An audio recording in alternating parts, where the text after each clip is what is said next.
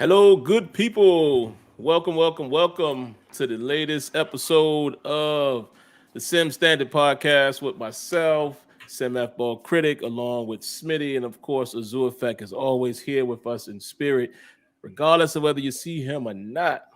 But welcome, guys. We got another show for you tonight. Who knows how long it will last? We kind of told you guys last week not so much the time frame anymore, man. We just get into the topics and out. And if it's the full 2 hours, great. If it's not, then it's not.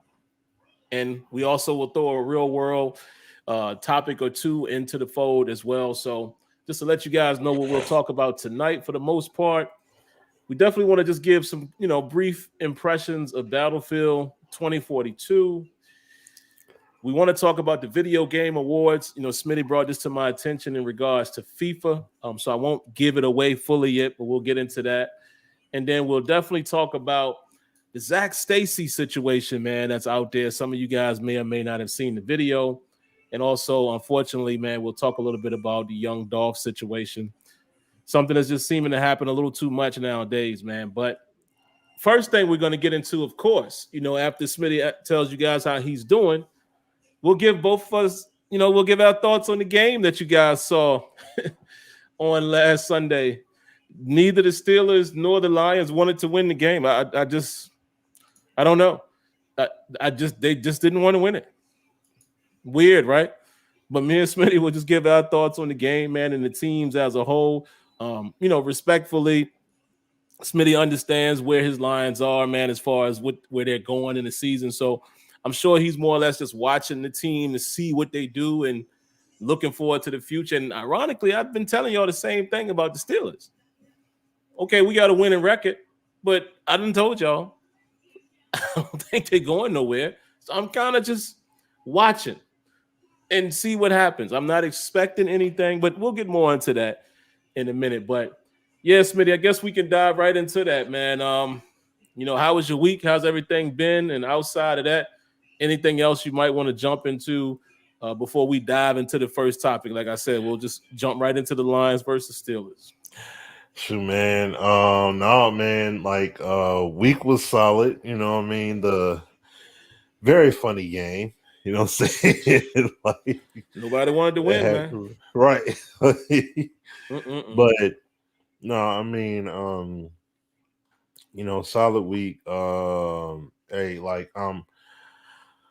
will say, before, we talk about the Lions game and everything, Pistons had solid, I would say a decent week. They're making decent progress. They need to definitely do better. They got to do better with their shooting across the board, man. They saying that John Beeline is there helping them with their shooting, and what's they their got to be record better right now? Like how they looking?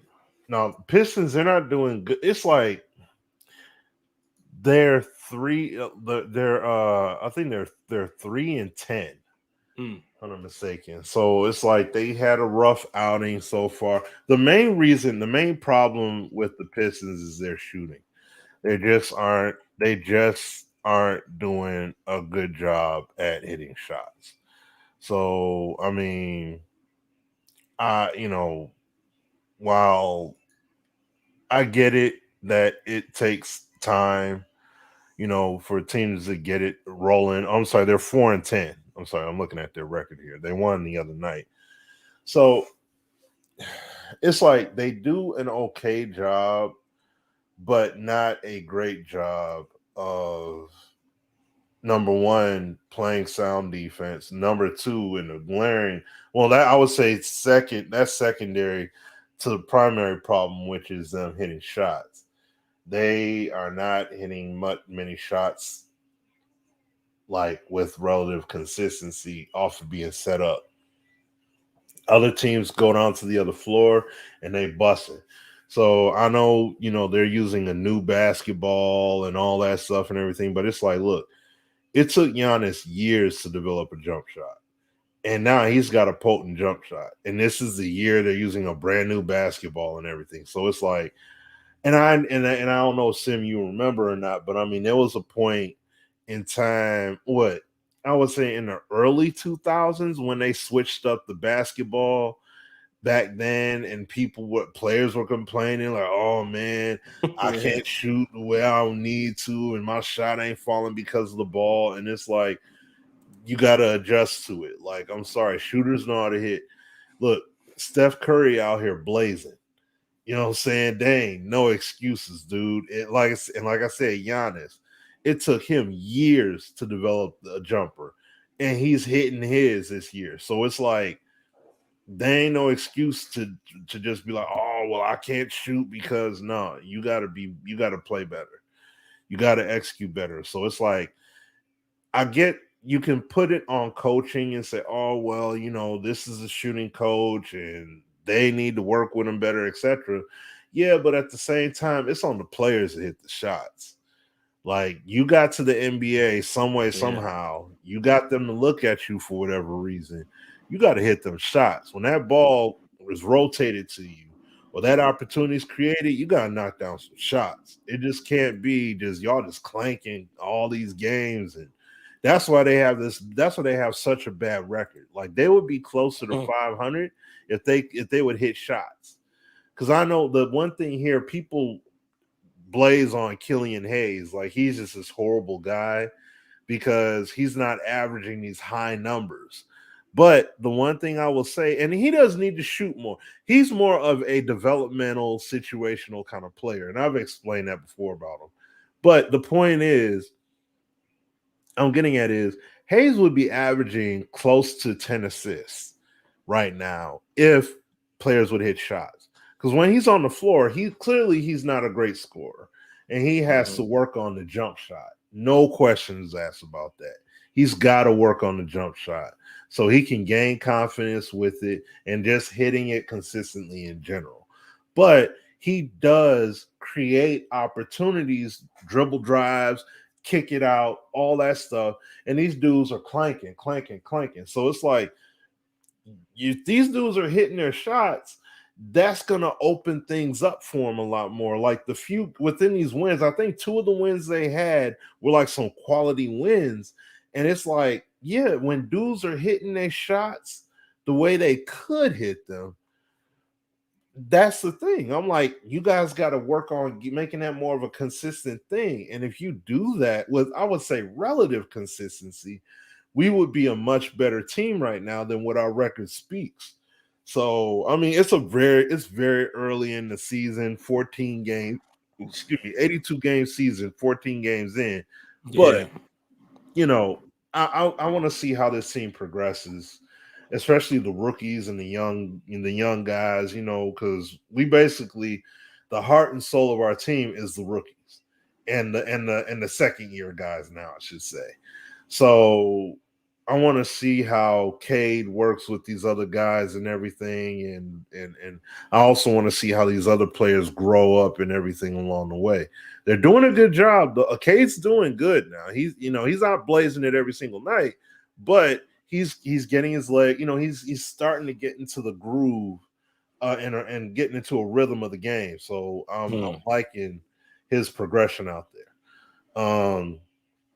Now Detroit Lions. This go get into this here, man. Look, this game here, man. And I meant to call. I was gonna call in. I don't know if you took callers on Tuesday. I didn't get to. Yeah, Tuesday. Yeah, I don't Okay. think I'm on the post game no more. I do it on Tuesdays though. Okay, all right. I meant to call in because I wanted to call in on that and be like, bruh. Gave y'all the present, man. Yeah, y'all was like, that's what right. We don't want it. Oh, acting like Cuban barbershop. Like when he gave him that money, man. I don't want it. I don't want it. You gonna take this money? Well, right. Oh man. Like he did not want to take. They did, bruh. It's like I get it. Mason Rudolph, and I was talking with some friends about it offline and everything too. Thing is, they like Mason Rudolph was out there, even with the bad conditions and everything. Why not put Blau out there and for weeks? I've Yeah. even been saying put And Blau Golf off was ailing a little bit. So yeah, he I was was hurt. questioning that a little bit too. Like, and I'm sure you know more than I do. So definitely please say that. But I was wondering why, if he was really, well, you know what? Y'all had so much success running the ball. I guess they didn't worry about it. But Yeah, yeah, I was kind of surprised they didn't get him out of there when it felt like the game, somebody needed to make a big play to win the yeah. game. The thing is that he had a rib injury Yeah. and he was still playing with it. So the thing is, he didn't have a lot of time in the pocket to throw.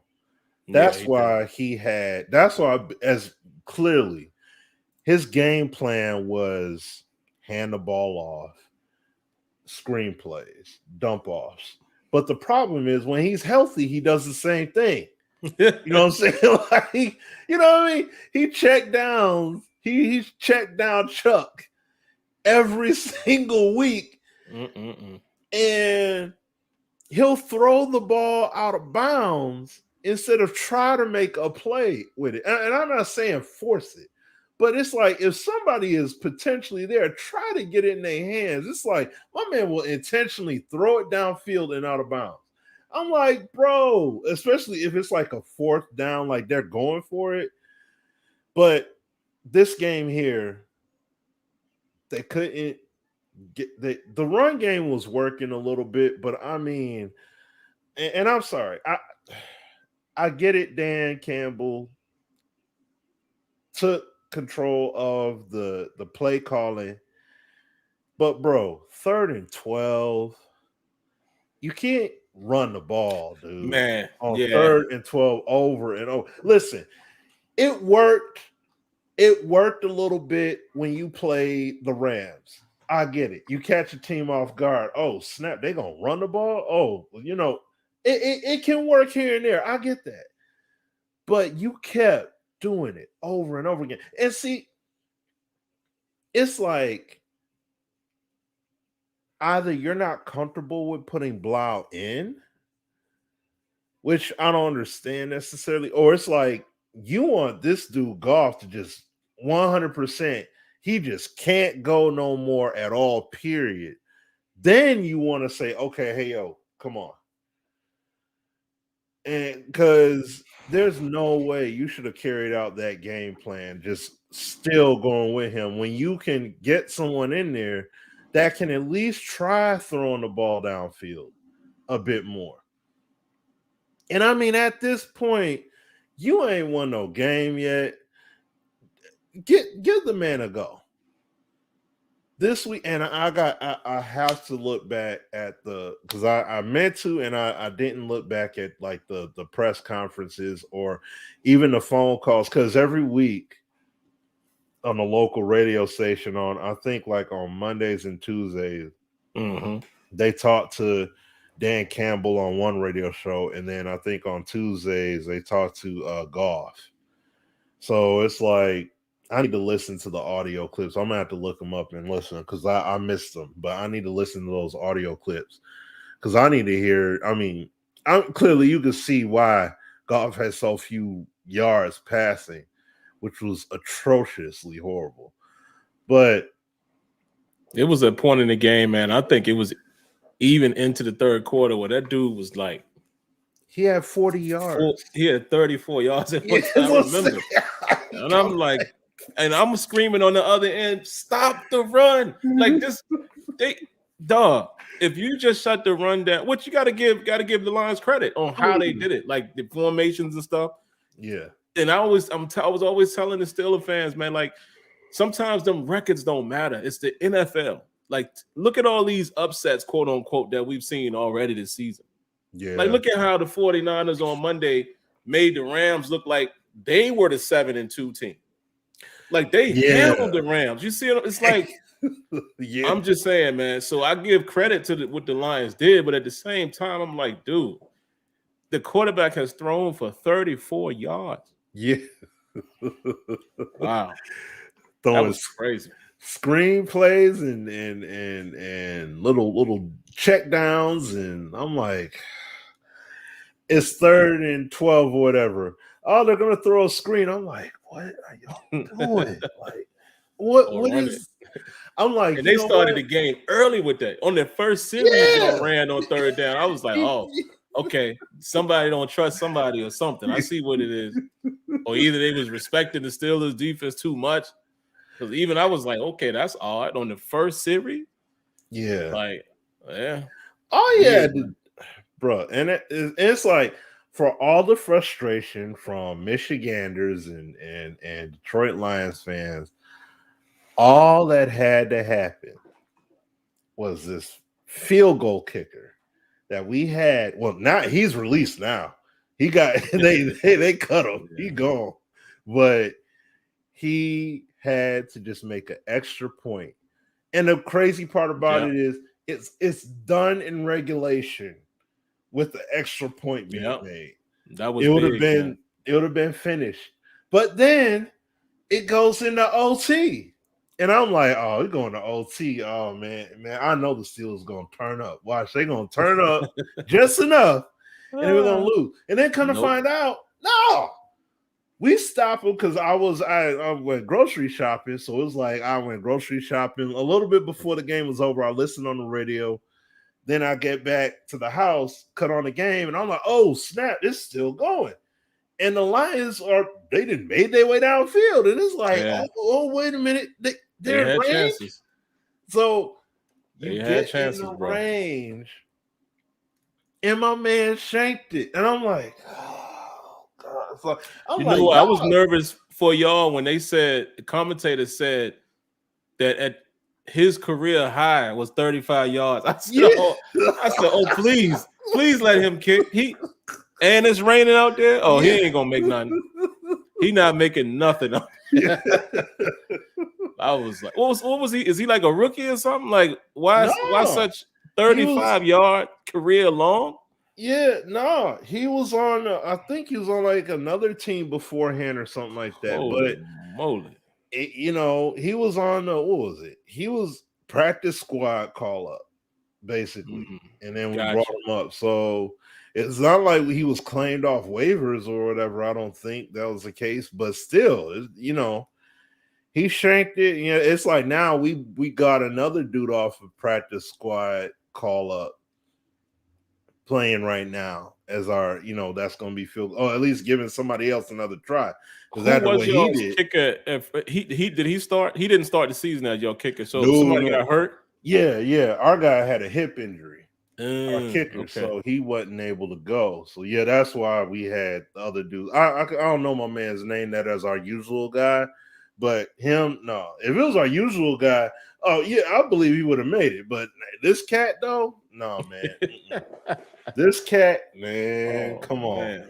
Yeah. So yeah, it's like the Detroit Lions are allergic to trying to get the W. But they say, you ain't getting us with 0-17. Ha ha, we got the tie, dog. Ha ha. I'm like, come on, man. Like, And that was the game to win. Like, if there's a such Yeah. thing as moral victories or just making the locker room feel good, Yeah. it would have been that game to come in Yep. there.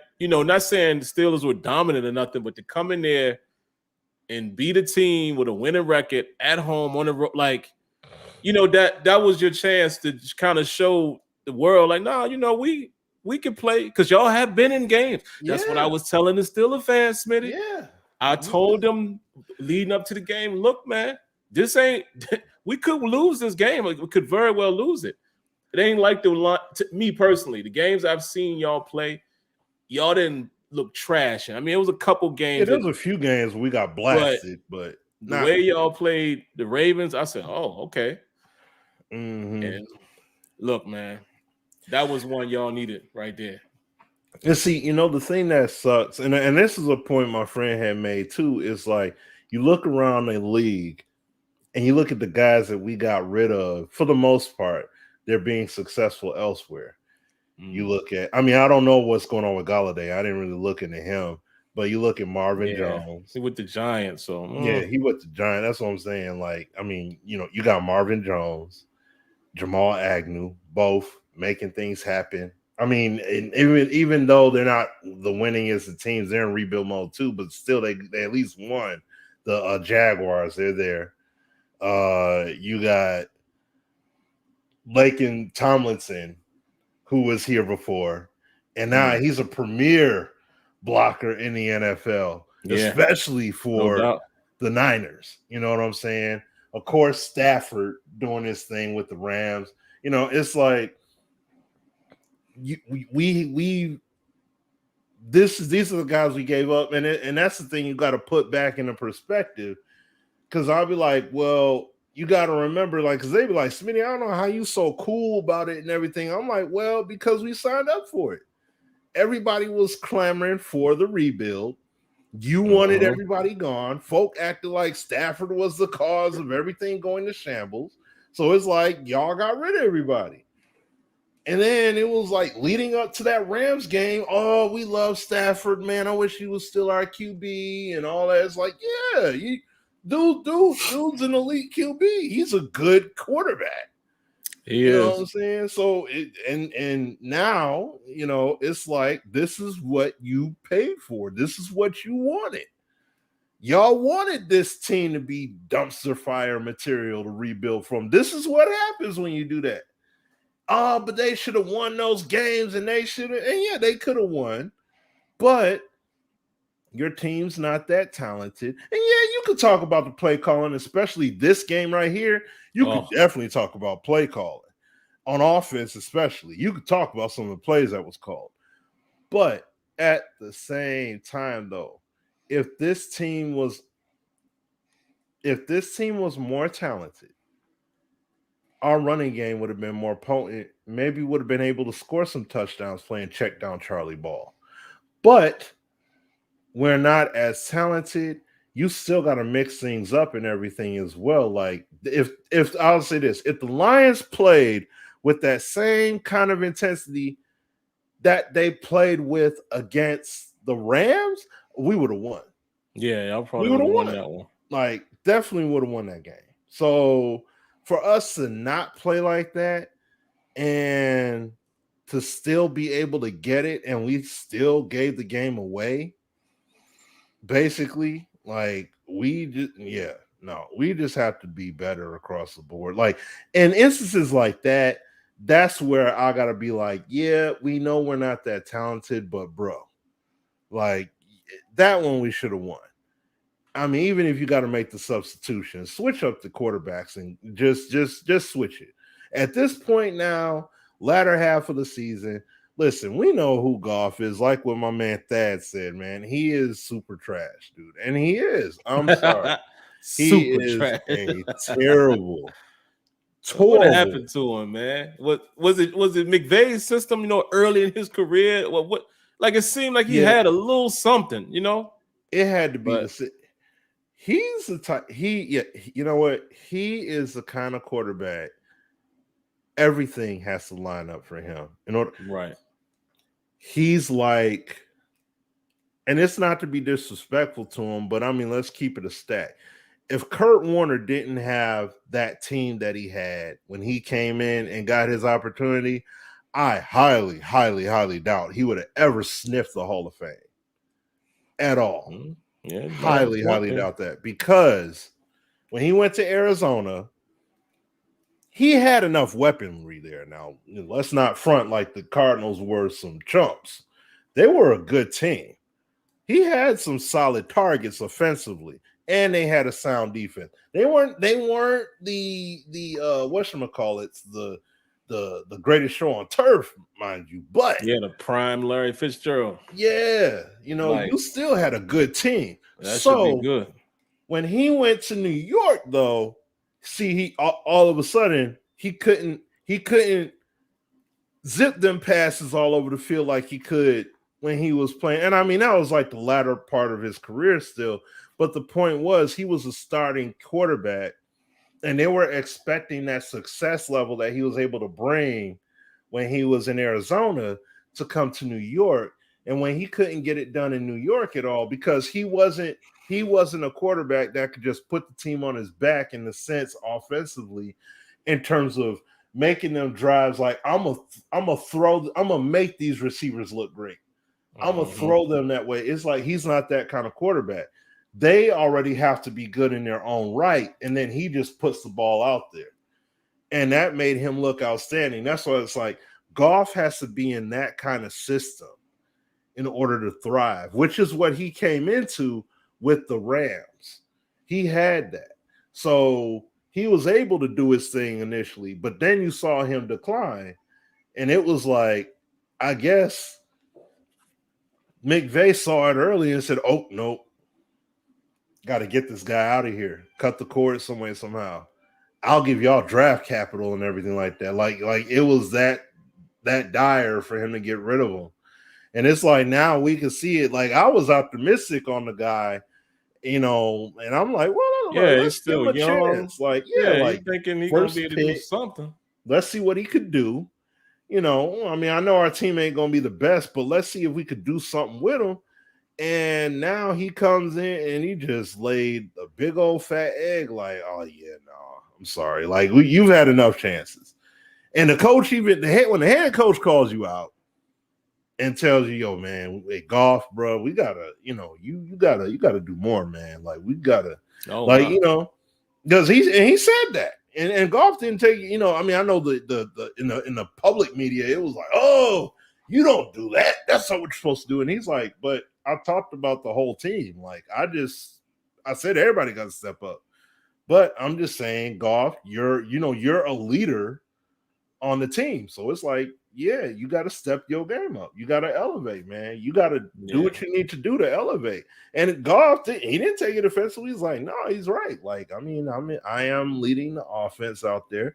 I do need to step up. And I don't take it as an offensive thing. I have to do it. And I mean, you did it a little bit, but you didn't follow through. And it's like, well, give the keys to somebody else, and for the rest of the season, let Goff sit, and let's see what happens with David Blau. Am I expecting? Yeah, it's like, am I expecting him to be great? No, but like with the case with like you guys have with Roethlisberger and Rudolph has some kind of seasoning out there because he had, Ben goes down. You had him come in stints where it mattered and play as a QB. And it's like, oh, okay, we got something here with Rudolph. Like you've had a chance to see what your man can do. We really don't know. I mean, we've seen David Blau a little bit when Stafford was out, and he ain't looked the best. He did okay.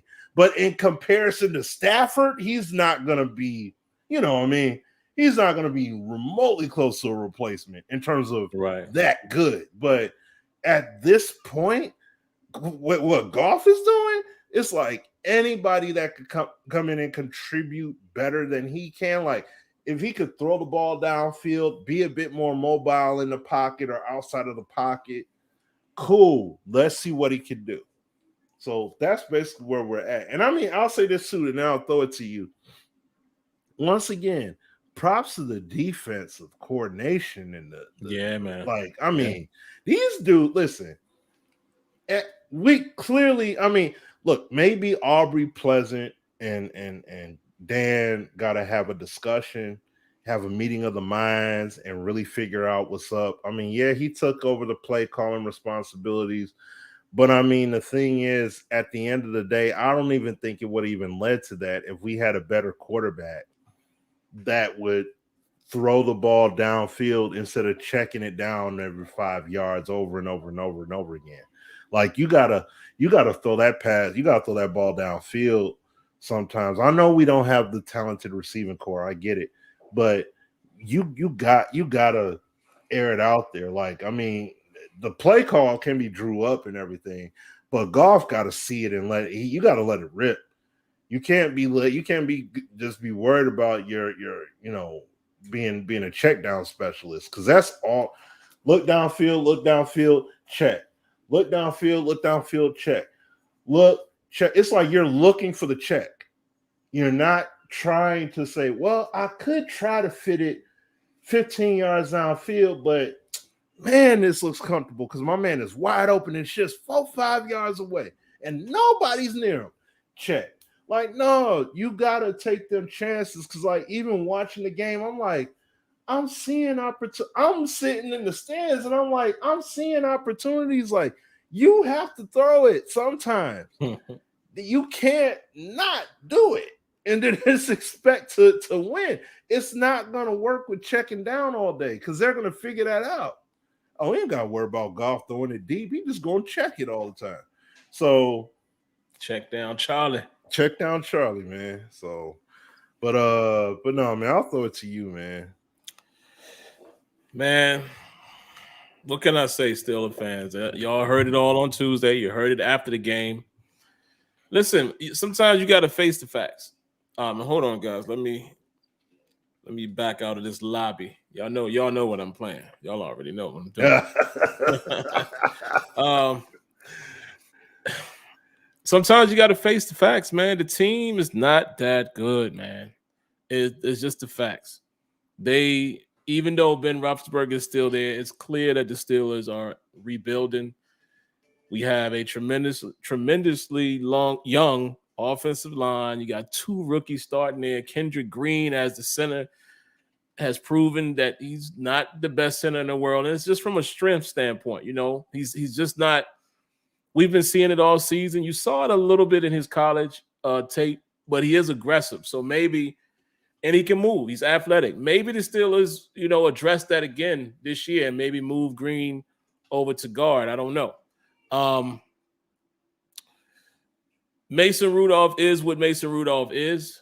I won't be as harsh on him as some Steelers fans. The guy is a backup. And I actually still think that Mason Rudolph can play well enough in spurts. We saw it last year. Last game of the season against Cleveland, he played great. And everybody was saying it. Didn't play as great in this game on Sunday. He missed, and I got on him after the game. I got on him on Tuesday. He missed quite a few throws in that game. And, I don't know if you contribute that to just his talent, or I think not enough people, Smitty, considered the fact that the man didn't know he was playing until Saturday night. I mean, I know what people are going to say. Yeah, but you still supposed. Yeah, you're right. He's still supposed to be able to quarterback. Ready. Yeah. But, I mean, again, he's a backup for a reason. So Steelers fans went into this game, Smitty, thinking, man, so the Lions, they 0-8. I said, dog, that don't mean nothing. I'm the same guy that told y'all last year when we were 11-0 and we faced off against the Washington football team, and I said we were going to lose. They killed me, Smitty. Man, no, man, we 11-0. I said, listen, we're not going to beat them. You know why? We can't. This is last year. We can't run the football. Ben Roethlisberger's throwing the ball 40 to 50 times a game. We're not going to be able to do that against that Washington team last year with that front. I think we're going to lose because all year, Smitty, I was saying, okay, yeah, we 5-0, but we don't look like a 5-0 team. We got the 8-0. We don't look like an 8-0 team, man. We just sliding through. And it revealed itself. Steelers, they went, what they go? 4-1? No, 1-4, I think, for the remainder of the season or something like that. They ended up with a 12-4 record, and they went home in the first round of the playoff. This year, I don't think the team is that good. It's just the facts. Yeah. It's just the facts. We have started to run the ball better, but we're having too many games where either the secondary isn't looking good and the run defense is looking good, or the run defense isn't looking good and the secondary is looking good. And we saw this against Detroit. We didn't figure them out. We didn't figure y'all out until like the fourth quarter. Then we finally started shutting the run down a little bit, but y'all ran for over 200 yards, man. Yeah. Right up the middle, like 2 touchdowns, a 28-yarder, and then the other one was 40-something. And Smitty, the amount of missed tackles, holy moly, just bad. And then speaking of golf, I'm gonna tell you another point where y'all could have won the game. Remember that deep shot they took? He underthrew it, and I forget who the receiver is, but he was way past Joe Hayden. And golf took a deep shot down the field. It might have been the first quarter, maybe the second. And they both had to slow up and wait for the ball to come, and Joe Hayden was able to knock it away. But if he throws that on the money, it's touchdown. So the funny thing is, though, is like it's like the Lions just didn't want to win it. We gave them so many opportunities, man. 2 fumbles, dog. 2 fumbles and a punt in overtime. That sounded like the other team was supposed to win that game. Yeah. So, like I said, guys, I'm not going to read too much into the season because I don't have any expectations. If they surprise me, great. Like I said, every week it's a fluid situation. Right now, I still don't feel like they are a great team. And here we are Sunday going into LA to face the Chargers. It's going to be another tough game. And Ben Roethlisberger may or may not be playing in this one because of the COVID protocol. And Minkah Fitzpatrick, we know is not playing because of COVID. So I don't know. I'm kind of like you, Smitty. I'm just not so. It's like when you recognize what type of team you're dealing with. I could take my diehard fanism off I could take that out the way and really just look at it objectively. You just got to face the facts, man. This is Ben's last rodeo, and unfortunately, he's not going to go out like John Elway. Right. So, there you have it, folks. Am I going to root for him every week? Sure. Am I going to hope that they win? Sure. But deep down, the disappointment won't be there. And like my man saying here in the chat, Smitty said it earlier. Lord have mercy. How many times, man, the Lions, I was like, are they just going to run the ball on 3rd down every time? It was crazy. Now, but again, y'all was having success running. So maybe they felt like, this is our best chance because y'all was having y'all way, man. Literally from like end of the 2nd quarter to all the 3rd quarter. Y'all were running that ball like nobody's business. But again, they started running the ball early. It was the first series, Detroit's first series. They went 3 and out, and they ran the ball on like a 3rd and long. And I was like, wow, okay. All right, that's how y'all going to do. But like I said, man, look, neither one of the teams wanted to win. Myself nor Smitty is sitting here thinking our teams are winning the Super Bowl this year. So, you're right. At this point, what are we now? 5-3-1. And, the Steelers are such a streaky team. They'll be the team that'll go here Sunday night and win in LA. And then everybody going to be like, well, how could you not beat the Lions? That's how they are. That's how the NFL be going. They up and down, man. It's 17 games, dude. That's the thing about it. It's 17. It's not 42 or 81 or anything like that. You only have 17 weeks. That's why it's like you can see a team go through and demolish cats, and then you'll see a team go out and get mollywopped, like how the Rams got it handed to them. Man. You know what I'm saying? Like, was that 2 weeks in a row the Rams lost? Didn't they win last week too? I mean, lose the week before that? Yeah. Who they played? Oh, let me check. I can go to their schedule. I think they lost the week before the Niners. They lost to this week, and then they lost to. Let's see. Was that the Titans? The Titans. Yeah. Sunday Night Football, I think it was. Yeah. Titans put a beating on them. Yep. So what they 7-3 now? Yeah.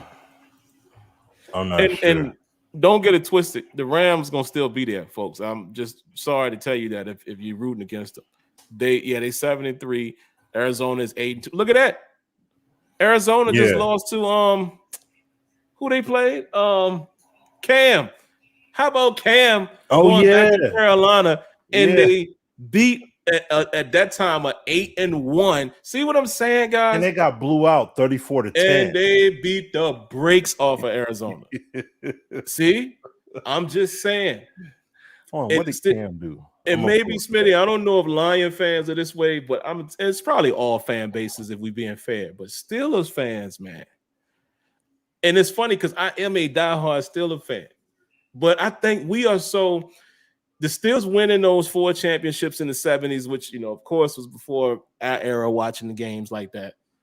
And then in the 2000s, when they won against Seattle and they came back a few years later and they beat Arizona, and then they came back a few years later, and Green Bay got them. The fumble was part of that reason, but Aaron Rodgers was balling out of his mind in that game. Y'all know that.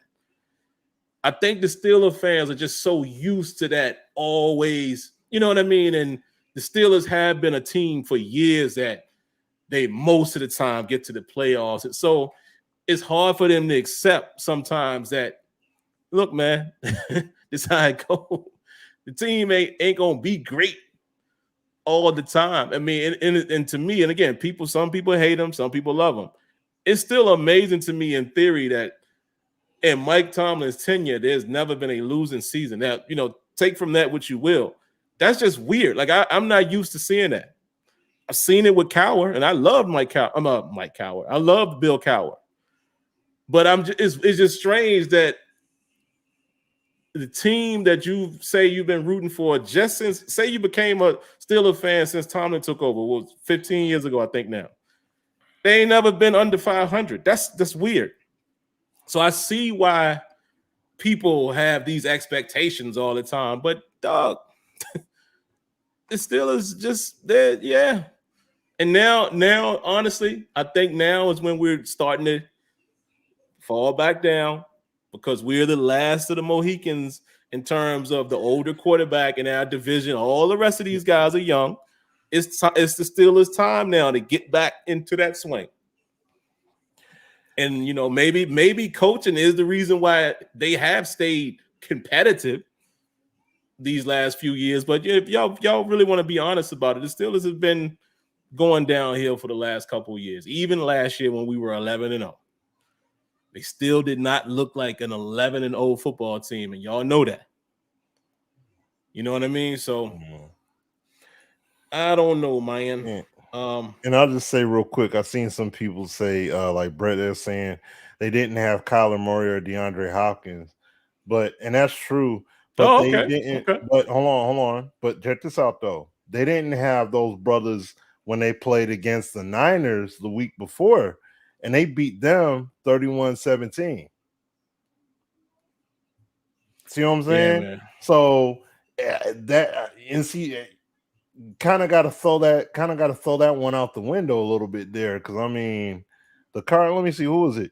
They lost to the Panthers. See that this once again goes with the same point we're going with. Only 17 games. This is it. This is it right here. Even with our Steelers, and shout outs to my Steeler brothers in here, man. See my man Y Diggy, Shadow Slayer. Here's the funny thing: like, while we saying that about Arizona, the Steelers didn't have their starting quarterback against Detroit. See, it's like, it's so funny, Smitty. This, and not my brothers here, but and they know because they watch the show, and we know our fan base. They go from one extreme to the next. Like, oh man, how could we not beat? I understand it was the Lions, but at the end of the day, our offense ain't even been great when Ben was out there. I'm just saying, it wasn't that far-fetched for me to say, oh man, this might be a tough game. Mm-hmm. And it was. And it was winnable. It was winnable, but it was, if we're being honest, it was right around what the Steelers have been doing all season. Scoring right around 17, 16, 20 here and there. You go up and you get, 26 points early or so against the Broncos, and here they come roaring back. It's just is what it is, folks. Yeah. We'll see, though. Like Smitty said, I'm going to keep my head above water. Hey, you'll see. We got a bunch, not a bunch, but we got a decent amount of games left. But I don't think, man, it's it. I think Tennessee right now, and it's funny because a couple weeks ago, maybe 3 weeks ago, I was saying Cincinnati looked like a team you might want to keep your eye on. Tennessee, and I hit up Azure during the game. I said, man, you know what? Y'all one of the most quietest, like, 8-2 teams that I have seen, with nobody is really talking about Tennessee. It's weird. Like, we know they winning, but I think once Derrick Henry went down, it was kind of like, oh, it's over for them. And they slowly but surely sitting on the top of the AFC right now. And they got the team makeup that can make a run. Because the AFC, let me just look at this real quick. Then me and Smitty can jump to something else. Buffalo, 6-3. Steelers beat them game 1, right? And this team right here playing tonight.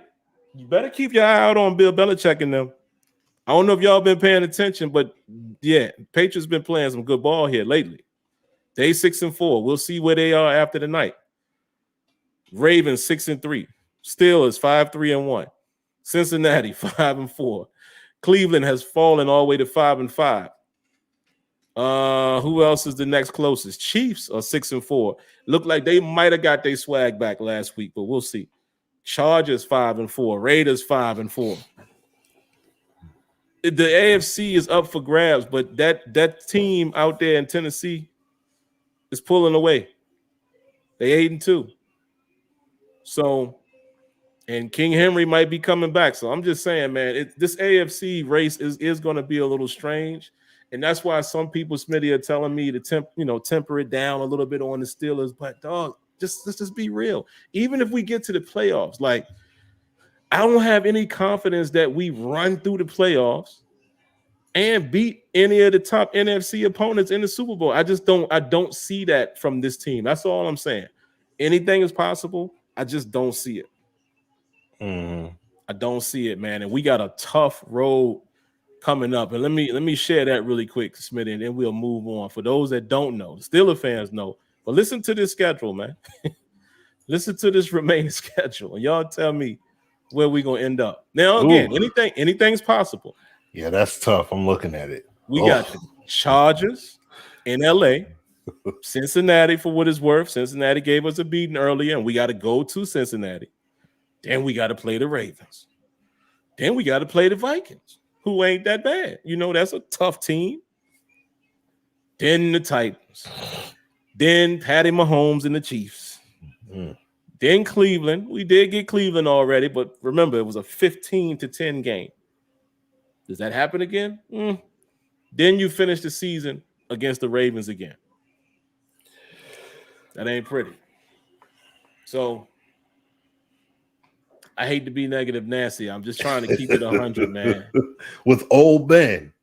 With old Ben Roethlisberger coming back. Just saying, man. I'm pointing there. Yeah, But hey, I'm black and gold until the day I'm gone, man. Yeah. So it is what it is. I'm still gonna rep them. I just try to keep it realistic, man. But yeah, let's hop on something else, man. And let me see. I guess we can go ahead and get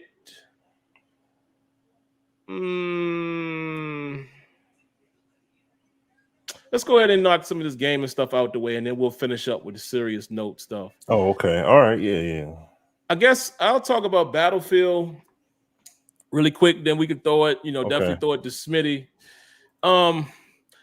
Let me preface it by saying this, and I was going to do an independent video, with my impressions, and I may or may not still do that. I might just clip this and post it.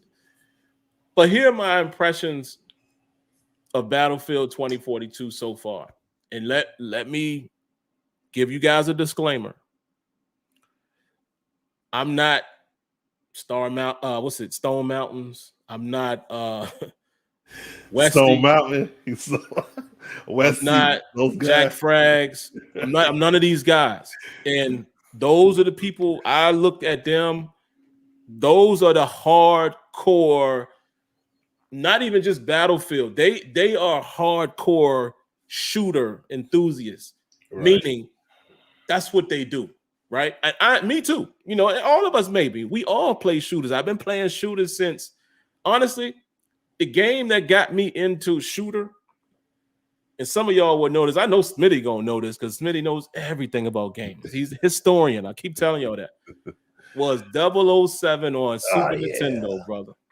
That was probably my first experience of shooter. Like, me against you guys. And from there, fast forward to a newer age, Halo. Halo was the one that really brought it home. Like, I'm into these shooters. Then after that, you play a little Call of Duty. Call of Duty was cool for a while. Yeah. But then I found a love that I didn't even know I had. There was this game called Battlefield Bad Company 2. Yeah. And somebody told me to play that game. And that's it. my love for Battlefield was from that point on. So much so, telling y'all how much of a novice I was. I didn't know that Battlefield and Bad Company 2 were two different things. Like I thought, oh, it's another Battlefield. People was like, no. It's Bad Company is like it's like a side project. You know, it's kind of like a division of Battlefield. I was like, what? Yeah. I didn't know any of that. But long story short, I've been on. It's just my shooter of choice. I play a lot of shooters, but Battlefield is just the one. I just love Battlefield, man. But at the same time, I'm not. Again, I'm not Stone Mountains and them boys, Westy, Jack Frag. I can't give you a real review of what's wrong with the game as a shooter because I don't know it like that. I play shooters for fun, and I enjoy the environment. I enjoy the chaos. I like this game. I definitely have seen and I respect those guys. I've listened, you know, some of the things that are wrong. Again, like I go to them to hear what's wrong because I'm never going to judge it like that because I'm not into it like that. Like these dudes know Did y'all see that Jack Frags video where he showed you all of the secrets? Like the little. Oh, really? Wow. Oh, Smitty. He has a video. Matter of fact, I'll try to find it while we're on. Okay. Oh, I said Super Nintendo. Y'all right. Yeah, Nintendo 64. Yeah. What am I thinking?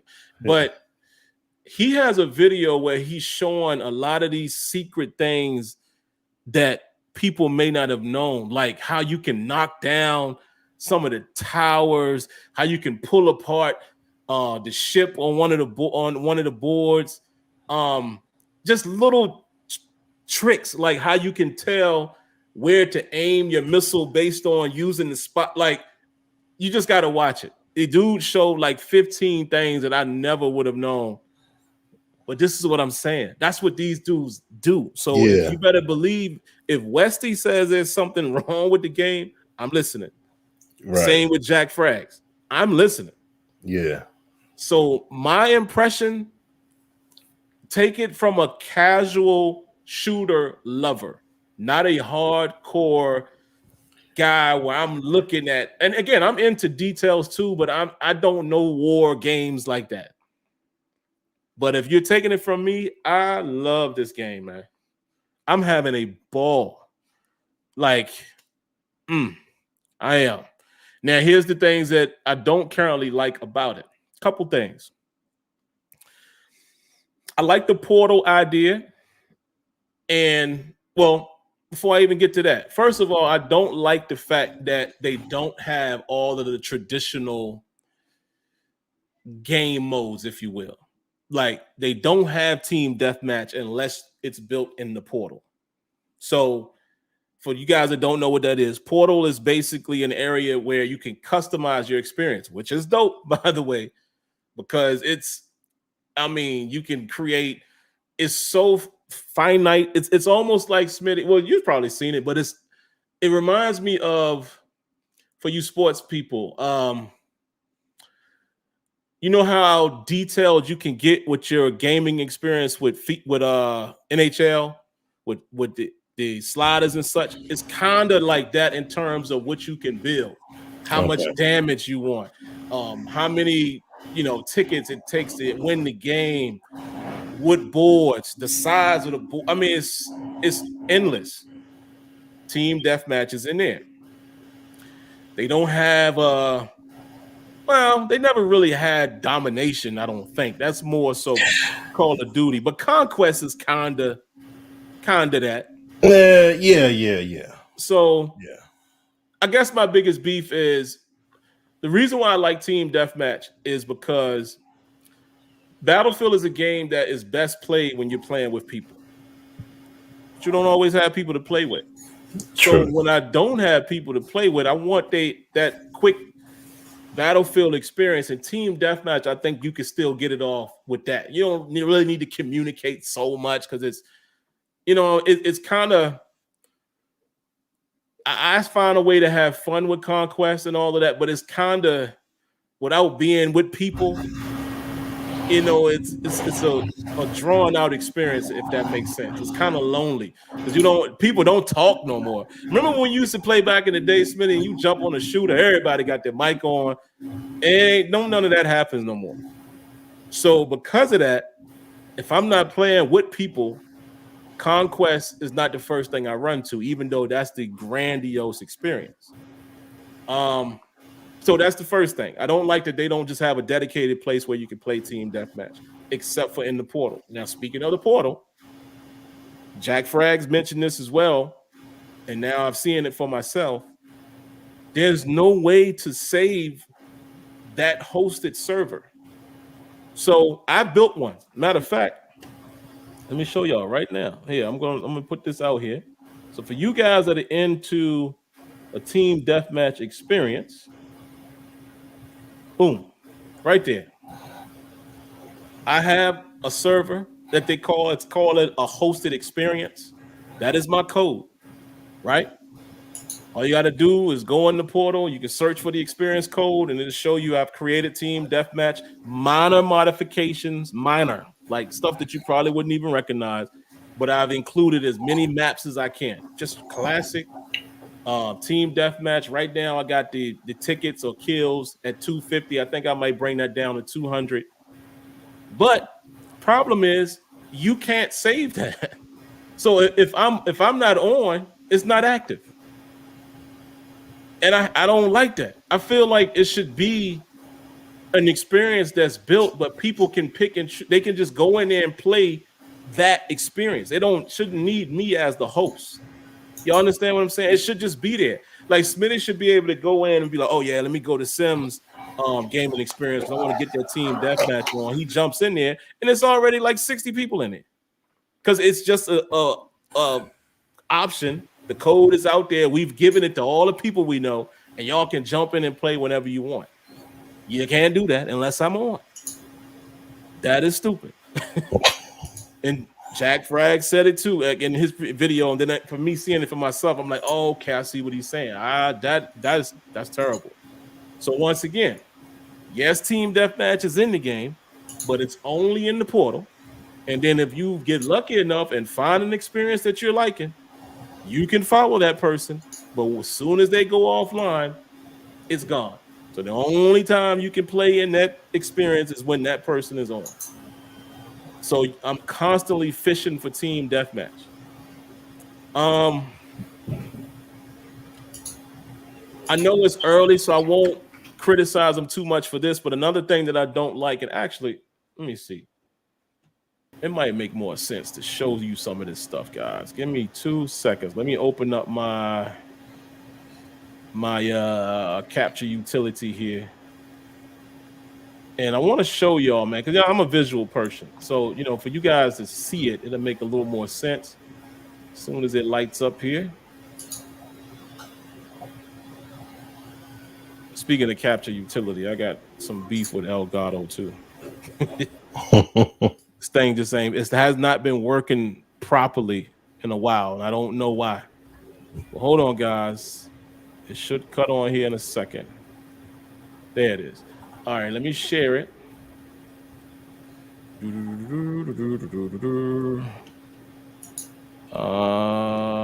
Capture window, 4K utility. Boom. All right. So let me show y'all what I'm talking about. This is what I mean by portal. Go down here to browse community experiences, and here are the custom experiences, and it's a bunch. Here's somebody who has team deathmatch. He's calling it BF3 versus Bad Company 2 rotation. So I'm assuming those are the type of maps. As you can see there on the far right, he has some AI soldiers in there too, which I guess is cool. You always have a full amount of people. But then here's somebody else with classic, so let's say I jump in this one and I like it. If this person isn't on, hosted by XENO Hunt 3R, if he's not on, I can't play in here, right? Just like mine. So if I go to mine, where is it? Where's my experiences? Here. If I open that, I'm the only person that's in there, and I would have to literally wait for more people to come in there. It's not good. Here's the other thing. Again, it's early, but I don't like how limited these options are here down at the bottom.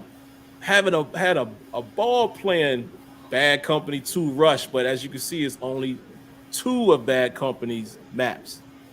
Like I said, I'm assuming maybe as the game is out longer, they'll start dumping more maps in there. But I really would have liked to have more options, or I would like to have Rush available, right? Because I do like Rush in a way more than I like Conquest when I'm by myself, because Rush is more, it's more forcing the action. When people are attacking you, you got to defend it.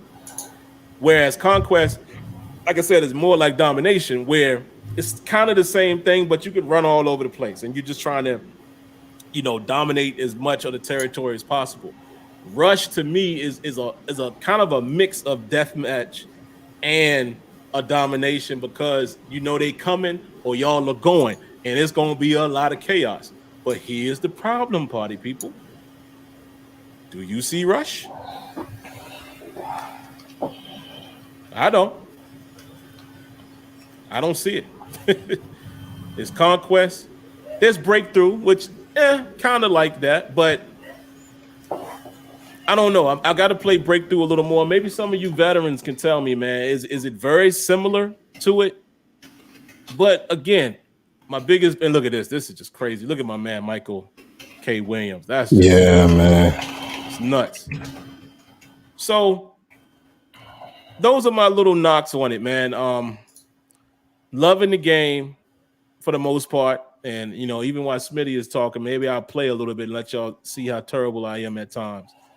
But those are my little knocks right now. Like I said, it's nowhere near as much as what Jack Frags or Westy would say, because I don't know it to that level. Like everyone was saying that they fixed the rubber banding. I don't even know what that is. Everybody kept saying this rubber banding was bad before the patch. I have no clue what that means. Like rubber banding is basically like, let's say if you have your character and you're running, so it'll be like your player is running so far forward, and then the game just automatically shifts you back suddenly. Oh, that's what So that it's is. like you're running forward, and then it's like ping, you just go back, and then you got to keep running. Okay. That's what rubber banding. See, I just thought that was a server jump or whatever. So I guess it's the same thing. Yeah. Okay. All right. Yeah, I get it now. Yeah. I got it. It's like, but that's like the street term for calling it like rubber banding going on. So, but yeah. Got you. See, so anytime that happened, I used to just think that somebody's connection was bad. So, okay. All right. That makes sense. Yeah. But yeah, that's what I got on it, guys. And like I said, y'all can, while Smitty is talking, I'll play a little bit here. This is Rush on the 2 Battlefield Bad Company 2 maps. Again, I'm not great at the game yet, guys. So judge me if you will. I suck at it right now. You know what I'm saying? So like, I still got to get my aim right and everything in the game. But no, I love that, the kickback. Like you got to get used to these weapons, man. Yeah, definitely. But just to get my impression of the game though, like I like the game. I understand as to why, I understand to a degree why they're limiting you as far as what you can and cannot get, as far as like map choices, all that good stuff. Because I mean, I get it. They're pulling from Battlefield 2, pulling from Battlefield 3. Like this is a game that's being pulled from multiple, basically the library. Right. You know what I'm saying? So since they're doing that, I know it's like we're gonna give you certain maps from here, certain maps from this game, certain weapons from this, certain weapons from that. They're not gonna necessarily just say we're gonna give you all the maps, all this, all everything, and you just go all out. Like, right. Yeah. Slow they're, roll. they're not making this game like this is literally the last Battlefield ever to be made, period. So we're just gonna give you all everything. Whoops, sorry. We're just gonna give you guys everything, and that's the end of it. So it's like they're gonna give us some, and I mean, even to your point, Sim, some stuff is going to be playable now, and then as the game is out longer, excuse me, you're gonna get more. Like I will say this: if if the next Battlefield game is not come, these cats is going postal, man. But if the I'm getting next, tore up, you guys. yeah, Y'all if see my the videos though. Y'all see I gets busy here and there. I'm just, yeah, I'm just not that great yet. yeah, if Especially when you're alone, man. It's just because I yeah, feel like I'm rogue all the time. So I can't play off of my teammates. You know what I mean? yeah, but it's like if this game is gonna be out long, like basically if it's gonna be a few years until the next Battlefield drops, then this game will be like Brett was saying. They can treat it like Battlefield 4. Because as you remember, Battlefield 4, when it first came out, yeah, it had a lot of bugs in it and everything. And they even postponed their DLC content roadmap to fix the game's bugs and issues and stuff like that. And then, but the game was better for it ultimately. So what I'm just saying is like if this is something that you know they're going to be doing um along the way here, making things better, fixing bugs, etc., all that good stuff, even shooting stuff like that. That stuff be getting me every time. They be right in front of my dang on face, and Oh, still be um, getting dropped. that reminds me. Who was it I just listened to? I think this guy's name is like, hold on, West Cole or something. He Hmm. mentioned there's a issue. It is some type of issue for, he said it. So if you guys are playing with controllers and not on PC, like there's a disadvantage in the shooting. I forget what he Oh, said, definitely. but he If you're said playing that there's an PC. actual issue right now because he was like, I would recommend until they fix. I can't remember what he said, but he's like, until they fix it, you might want to turn cross play off. And I was like, oh, Oh, okay. okay. So some of those moments like that, that's Yeah, probably what's happening to that's me. probably Oh, it. aim assist. It's Aim aim assist. assist. Okay. Yeah. Okay. Yeah, because PC, you could just, if you master how to roll that mouse, you dotting everybody. You know what I'm saying? Especially if you're playing against controller. So, okay, that makes perfect sense. Then. Okay, I got my mind to adjust that myself. Okay, no, I mean the game, and this is once again like what Brett was saying, and like Sim. Look, the game has its problems. It's got its bugs, all that stuff. If this game is going to be out for a good while before we see another Battlefield be made, then I for one definitely will say that yes, take the time they need to take, build the game up accordingly, fix the bugs and issues they need to fix, and then this game is going to be absolutely fire across the board. It will be phenomenal. I You know what do I'm hate, saying? and Sean Uh-huh. said it right there too, and I was just about to say it. I do hate that there's not a campaign, man. Just because I'm an old school gamer. Oh, I was hoping there was gonna be some type of story situation, but I'll take it the good with the bad. yeah. Yeah, I mean, I kind of got okay Yeah. with it not being there. And and I mean, yeah, it's cool to have a campaign. Even with, and even I even feel the same way with Call of Duty. Like the last one that I had, I never beat the campaign. You know what I'm saying? I played through Mm-hmm. some of it, but I never bothered to beat the campaign because I'm like, y'all don't play the multiplayer. And it's like, it's gotten me to a point now where it's just like, if they make the game straight up without it being there, it's okay. Like how they did with like, what was it called? Rogue,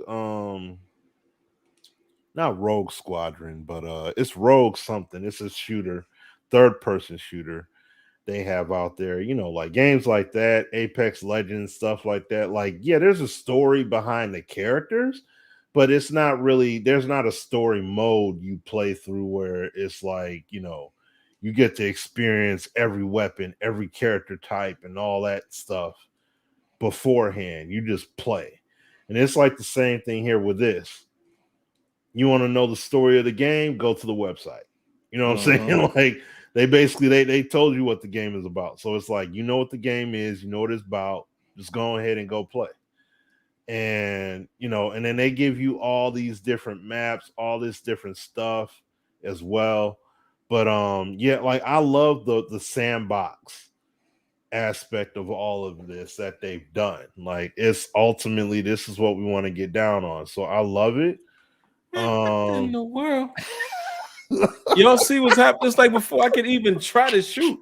And see, and Smitty is right, man. You could tell you playing against PC dudes because sometimes it's like as soon as they see you, and I'm like, dog, yeah, because nobody can aim that good that fast, man. Just think about it. Somebody who learns how to use they master the keyboard and the mouse, and they moving with the keyboard, they running around. As soon as they see you, click, click, click, it's a wrap. And they get a gaming mouse too on top of that. Oh, they got you. You're not gonna be able to move as fast as they are. Whoa. I love it. Yo, y'all seeing it, boy. Let's see. I'm gonna cut the crossplay off. Thank you, Rogue Company. That's the name of the game. That's it. But yeah, so do I like the game? Yes. Is it a game that I'll be rocking with? Oh, no question about it. Bugs and all that stuff. Yes. Listen, we play Madden with bugs and all that stuff in it. I ain't got no problem playing this game with it. You know what I mean?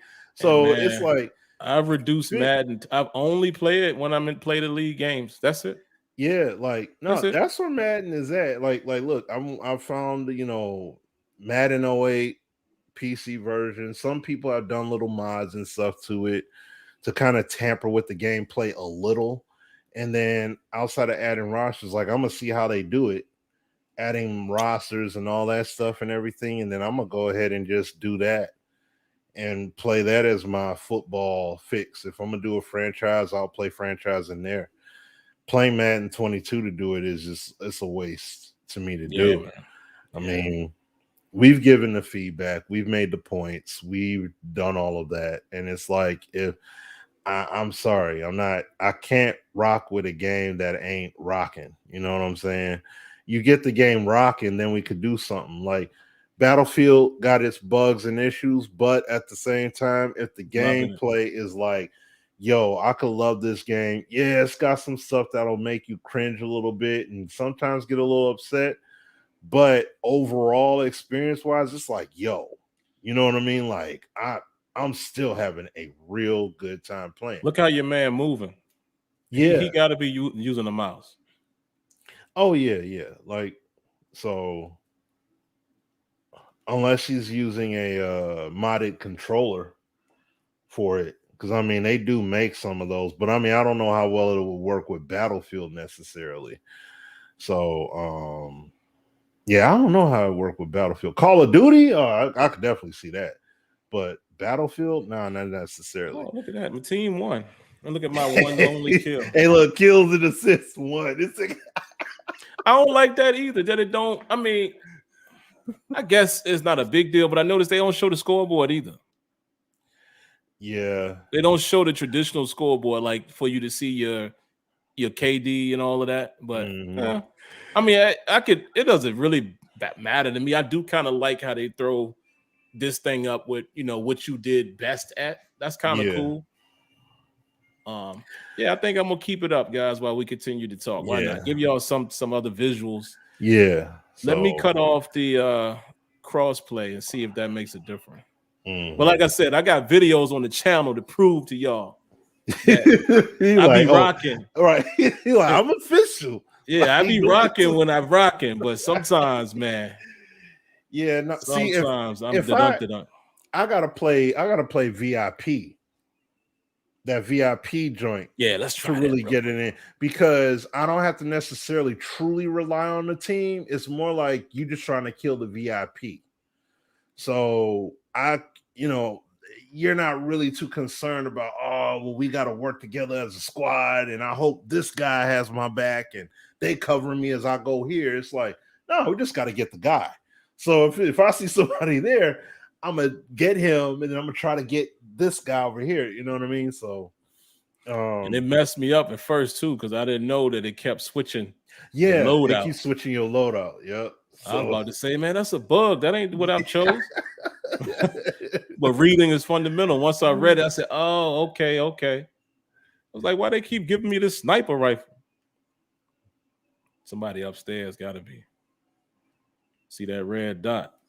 No, he outside over there. No, it was one above me, though. Oh, he already got. Oh, I thought you got him. What you doing, player? How he miss him on the roof like that? I'm sitting there thinking he got him already. Yeah. So, but no, that's all I got on it though, man. That's it, man. Like, it's a good sandbox experience. We know at the end of the day, campaign or not, this is ultimately the end game. This game is dope, man. It's playing this part. This is what everybody wants to get down on. Game is dope, bro. Yeah. So the game is tight. Get the bugs and stuff, and we all know that. We know what that is. Oh, this one's over already. And hey, Philly, man, fill me in. Like I said, most people would know. Y'all know my love for Battlefield, and I always joke and say I'm openly biased about it, which I am in a way. But this is just my favorite shooter. But I'm not a shooter critiquer. Like, I can't break the game down like hardcore tactical shooter guys. So like, I'm always interested to know what's wrong with the game outside of the little stuff that I mentioned. Like, when you say it needs polish, like what type of stuff would you like to see in the game? But yeah, overall, man, I gave my little tidbits as far as the things that I don't like. But other than that, I'm having a phenomenal time. I've been playing this game every day since I've had it. Like, I'll be finding time even while, working from home when I ain't got nothing going on. And I'm on lunch or something. I pop it on for about 30, like, I love it. And then again, I'm going to find that video for y'all before we get off here. The Jack Frags, the little nuggets that I didn't know. Like, I think he said it's on Kaleidoscope. You can knock that tower down.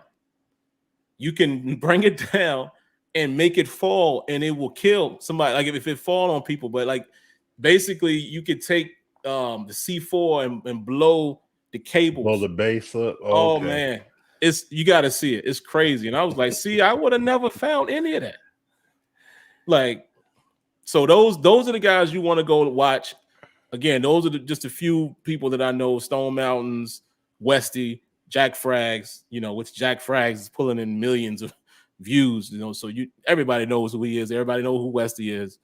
Yeah. Those are the guys you want to go watch and listen to. They really understand what the game is or isn't. That's what I would recommend. Mm-hmm. What be going on right there, guys? When you notice sometimes when the dude is always red, like even when he right in front of you, it doesn't show him. It doesn't actually show the person. It's like a red silhouette. No, because you're still in that VIP thing. So when it shows the VIP, it's going to show the VIP. So you can see what it is, because the intent of the game is for you to get the VIP. Oh, so that guy right there is the VIP. So that guy's the VIP. See, dumb Sim, see me? Silly Sim, I didn't know that. Yeah. All right. I thought I was playing against a ghost or something. Yeah. You said I'll be playing my game too. Yeah, I love it, man. Hey, DJ, we got to get it on, brother.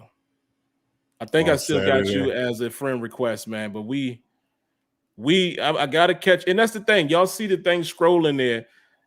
I created a team deathmatch, man. So if y'all ever want to jump in there and we rock out, if some of you other guys create another experience, but like I said, I like team deathmatch for when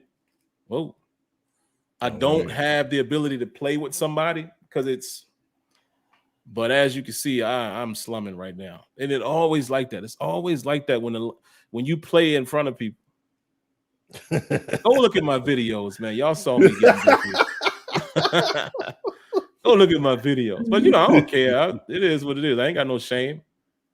Oh, come on, man. Get in. How did I miss him?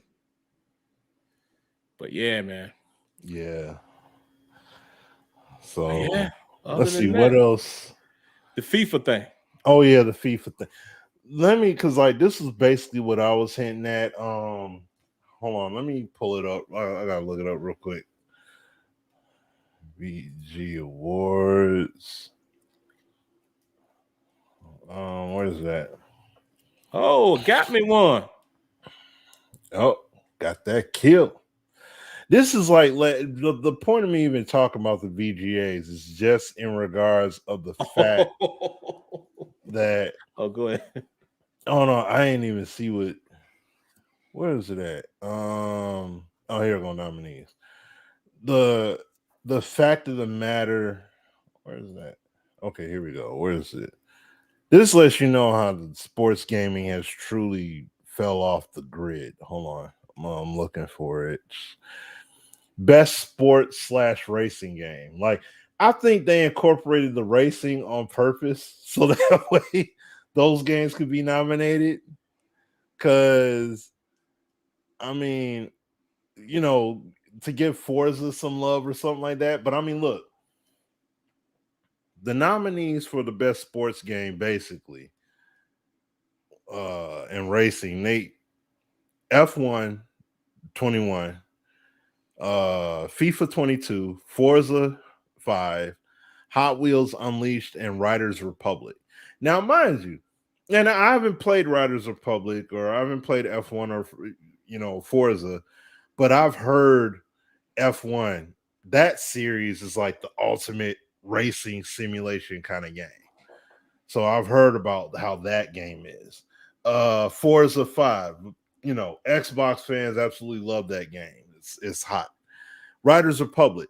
I've seen videos. I've heard.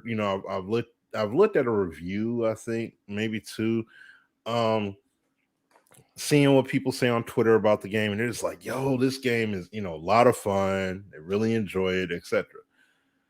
I don't know about Hot Wheels Unleashed at all. I haven't heard anything about Hot that Wheels. at all. Yeah, Hot Wheels Unleashed. Yeah, but see that FIFA.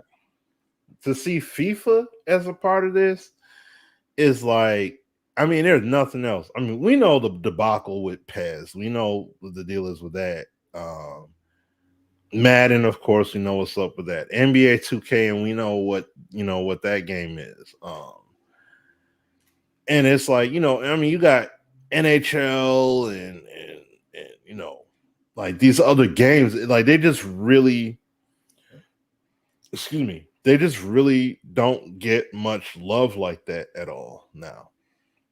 And to see the game not get that much view at all, like this is like I said, it's like they merged these categories because it's like the sports games really don't hit like that. And my thing to even, like I said, the main reason why I'm even bringing up the point about this is just this lets you know how much these games have fell off, dude. Like, we're looking forward to Battlefield. We're looking forward to games like Horizon Zero Dawn and what's the name of the game? God of War, Sifu. I think that's the name of the game. That martial arts game that comes out. I'm gonna tell you what else is dope since you said it. And I only played a little bit of it. What is it? Forza Horizon 5. Okay. Oh, okay. Yeah, that's right. You got the series. That joint, all right, bro. It's nice. Mm-hmm. Okay. See. So yeah, and I mean, as it should. Like they usually are pretty solid games. So, but see, that's the point. It's like Madden used to hit on that level, and NBA Live to a degree was on that level. NBA 2K to me is a very good game. I think so too, man. No, some go ahead. people acting like they ain't with it, but I'm like, I've enjoyed 2K. Yeah, I mean, it's I don't know. the thing is the game has been tampered with at the core because a lot of people complain about how challenging it was basically, and they had it nerfed. They nerfed the game to try and make it easier for people. The problem with doing that though is that you break the game, you break stuff. You know what I'm saying? And I had Czar like one of my tweets. He had liked the tweet I had posted like about a week and some change ago. And I told him, like what the problem was. Like the issue is that you have all these people that complain about the game and how the game plays, and then when they end up breaking it, they want to blame 2K. And Czar had liked the tweet. Like, I mean, I'm not saying exactly what I said word for word. I'd have to find the tweet. But the point is that it's like, yeah, like when the game came out at first, dudes, yo, this game could be the best one yet, and everything else. And Czar talked about it, did the streams on it, and everything. This is why Czar goes away. This is why you don't see him talk, but only so long about the game, and then after that he goes away, because once the game starts getting tampered with, and it keeps being touched over and over and over again. That's what he's gonna do. He's just like, forget it. I'm just gonna go. Ain't no point in talking no more. Y'all messing the game up, and it's like, yeah, that's a huge part of the problem. The game can't keep. These games can't. Every time these dudes, every time there you go, every time these dudes try to come up and do something developmental wise, we can't be so quick to just be like, oh, they got to take it out, they got to change it, because it's like, no, they can't keep breaking these games trying to appease folks. You can't do it, man. You can't. Stick to your guts. Yeah, that's the problem. Like, you can't. What if they took the recoil out of this game? Let's say they took the recoil out of it and made the time to kill quicker without necessarily having to go hardcore. But let's say they dang near took the recoil completely out. This game ain't no different than COD at that point. And it's like, what's the point? What's the point of being a different game if you're going to try so hard to make it the same? Oh, man, but I want to be able to do the same thing I do in COD, man, and I need to be able. Then you want to do that, you need to play COD. You see what I'm saying? So it's like, yeah, the game is fun. Don't get me wrong. NBA 2K is fun. FIFA is fun, to an extent. We're not the hardcore guys, or the hardcore guys already know they're not going to necessarily enjoy it like that because it lacks. NHL is fun. But when you start taking hockey out of it, or the fundamentals of hockey out, or whatever it is that they do, tuning and patch wise, when you keep sucking things out of the game, you just keep taking stuff out and you're extracting it via patches, basically, because you're trying to water it down, but you still want to keep it. You want to keep what you promoted to having your game, but then you're literally taking it out. That's a problem. I mean, you can't play that tug of war going back and forth like that. It's not going to work. Something going to have to give with doing all of that. So that's why, like, when I look at these VGAs, it's, it's not shocking, but this is, if they going forward are going to have it every year now, where it's like, hey, what's the best sports/racing game? Like, you know why they're doing that? Because the sports games aren't hitting that well, like, that's it. So, but that's not a good look, man. It's not. It's not. I mean, look, they have. Let me go back. Let me go back to the categories. Like, you have a game. You have games for. I mean, you have categories for all different kind of games. Best fighting game, best action adventure, best action game. Like, they have it, action and action adventure, two separate genres. two separate award categories. You think you couldn't do best racing game, but then you got to say sports/racing game? Like, you see what I'm saying? That's how tough it is. Like, best multiplayer. Like, come on, man. Like, if they're able to do this with all these other games, what I mean? We should have sports separate, all in its own, and then see what it does in its own right.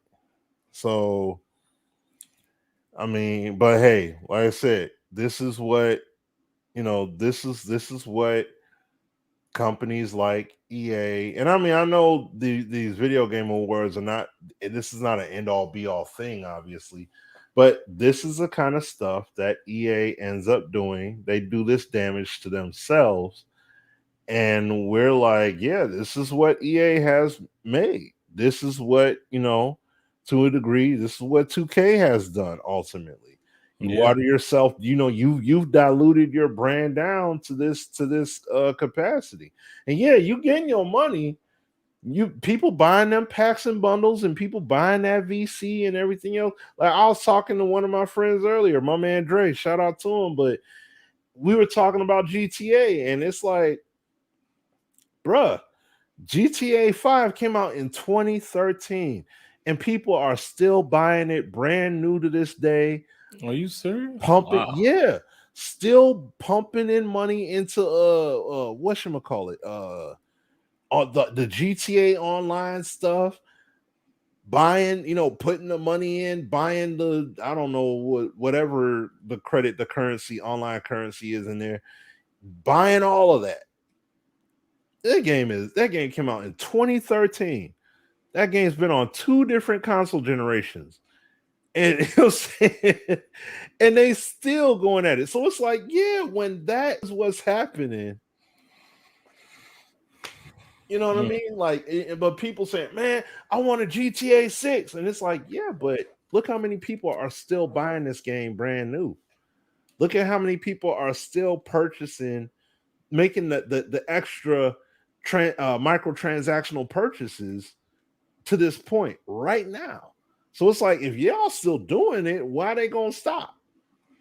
They don't have a reason to. You know what I mean? Now, at some point they'll announce the GTA 6, I believe, but right now they don't have any urgency to. There's no real urgency. Like, 7 years in, folks still are on it. So can't duck that, man. That's real stuff. But no, that's why I just wanted to touch on that. Like, that's more of my topic, not really some, Sim want to say something about it, you can, but that's really just my topic. I agree. I mean, we talking about, guys, there's no football game in that the American sport, man. Like, why are we still in this? Why are we still at this place where people are not quite sure about their football experience? It's just not what it should be. And it's like Smitty said, no game is perfect. Not even this game that I'm playing right here is perfect, right? But it's enough that make people just want to still play. It has enough, it's built enough to where you excited for it. Or you can walk away and say, yo, this is dope. And I don't know, man. I think that's a real bad reflection, man, on sports titles. But like I said, not all of the sports titles are bad. I think 2K is good. I for one have fun with MLB The Show. I haven't played MLB as much because it's more stuff out now that I'm playing. But that is a little weird, man. It's a little weird that there's not this one sports title that's dominating. And honestly, if you look at it, 2K probably should be that game right now. It probably should. But like Smitty said, and Smitty is consistent with this. Smitty is always on Twitter with those tweets. People are always complaining and whining. It happens with every game. It happens with every game. And I don't understand why developers don't stick to their vision.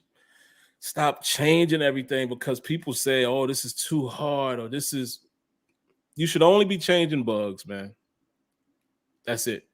You should only change bugs in games. You should never be just completely revamping or changing how something functions because people can't can't quite grasp it. That to me is just crazy. But yeah, I don't really have nothing else to say on it, man. I think Smitty hit it, covered it all. Um, one thing I will say about this game I'm playing right here. This is why I created my own custom deathmatch. This team deathmatch is way too big. So mine, I have it on a smaller scale. Like, it's too big. Man, look at all these people in here. And y'all see how long it's taking me to find somebody. Because you can do your map size. You can scale your map size to small, medium, or large. It's like ordering a soft drink. But I think whoever's running this server is way too big.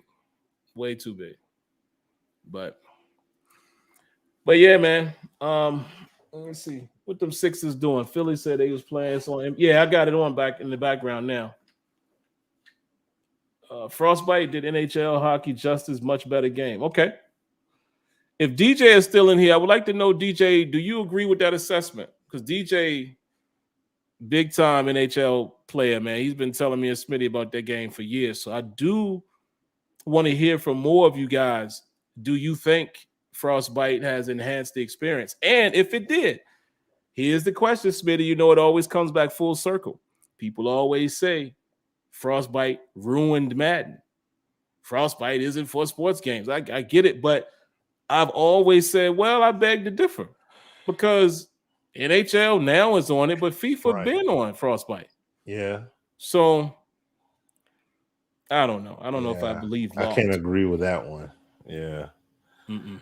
If you build it up, see, the thing is, your game got to be built up right to, or those games were much further along in comparison to Madden. Like NHL previous gen, heck, 2 generations ago obliterates Madden now in terms of the quality of life, gameplay, and stuff like that. Same thing with FIFA. So it's like it's not even fair to compare Madden to those and say, oh, well, because of Frostbite, blah blah blah blah blah. It's like, yeah, but excuse me, but those games ain't losing because of Frostbite. NHL looks very much enhanced because of Frostbite, dude. So I'm like, yeah, I can't go with that one. So, but got the last topic here to hit on. Real talk here. Oh yeah. We can definitely get round into it that, out man. with this. Yeah. If you want to kick it off, go ahead. There's some real talk for y'all guys. I told you we're gonna try to start doing this a little more, especially when we don't have any real gaming news to talk about.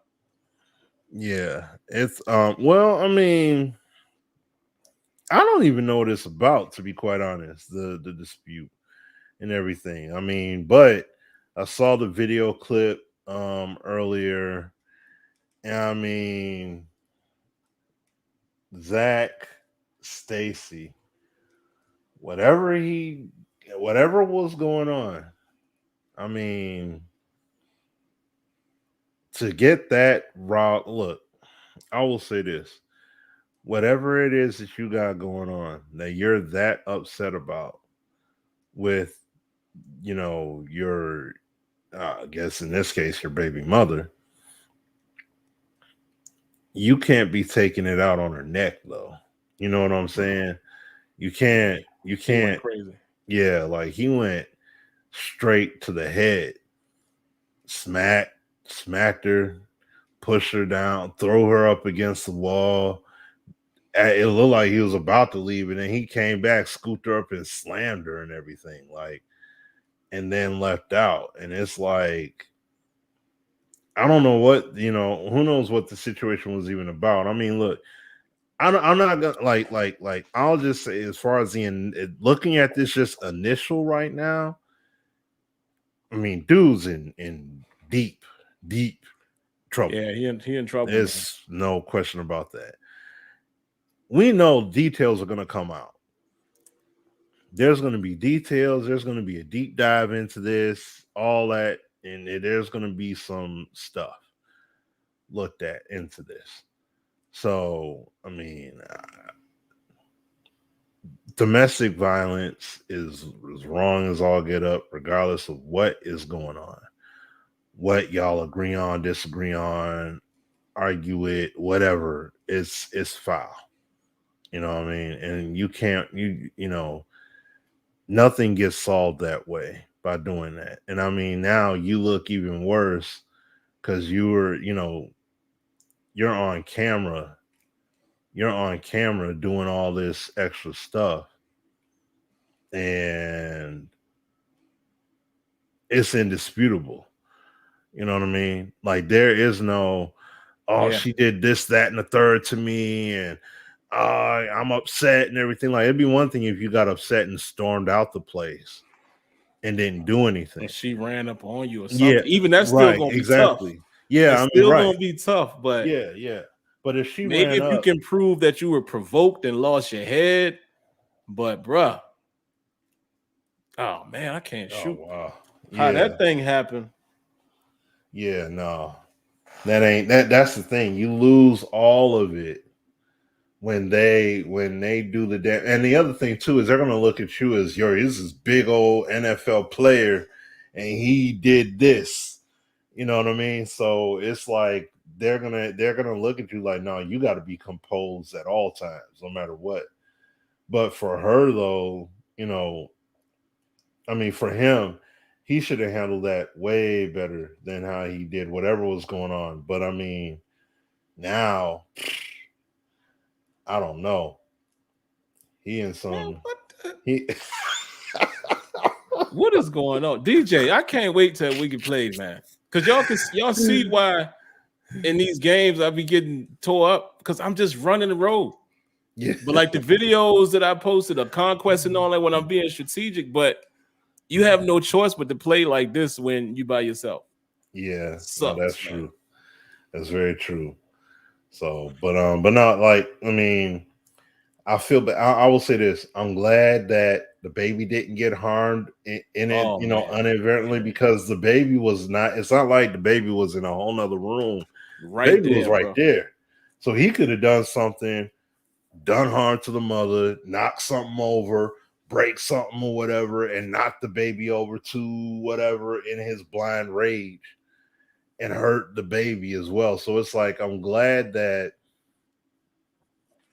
Even though the mother did get, even though he did fling her around, she still is okay. Like at least how it Shorty appeared. up against the TV. Yeah, like he took her and he ragdolled her up against that. Like yeah. So and then came back and management. Slammed her down on the bouncy seat thing or whatever. Like slammed her on that. So it's like punched her in the face. Like So. Oh, look, and here's the kicker. You're caught in the video. See, if I was the attorney, you're caught in the video saying, and you're going to say that I'm destructive? Like, yeah. I mean, I don't, like you said, I don't know the situation, but the very thing that you was complaining that she said about you, you surely was showing it, brother. Like, we got to do better, man. Fellas, we don't do that. You can't do that. No, I don't care what she did to you. I don't care who she did it with. Right. You can't do that, man. That's not it. Oh, look at that. Look at your boy. Oh, look at him. Oh, shucks. Got 2 in a row. Can we go for the hat trick? Get him. Oh, pull it. Yeah, there you go. Pistol whipping. Oh, got him. Got the hat trick. See, I told you I can't go out with y'all see me slumming, man. I know how to play a little something. But yeah, man, you can't do that. I mean, I don't know what to tell you. And listen, we're not, none of us are perfect. Right. I've known dudes, man. I've known dudes personally that put their hands on somebody. He lost it for a second. Luckily enough, the guy I'm talking about, he didn't do anything crazy. He just kind of slapped her. I was there. And I was like, oh, I got it. Like, no, man, no, you can't do that. Like, you know what I'm saying? Like, but I've never personally done that. I've was always told, of course, by my mother and any woman in my life, you can't do that. And furthermore, and maybe this is a sexist statement, but I've always thought what I might do to somebody of a female nature if I drew back with all my might. Like maybe there's just a male ego, but I'm like, man, you would knock somebody clear out. You'd do a lot of damage. So even if I wasn't a good guy, that alone is the reason why I ain't never put my hands on a woman.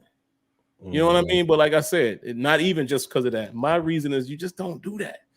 Just that, like, come on, it's a female, man. She's helpless against you.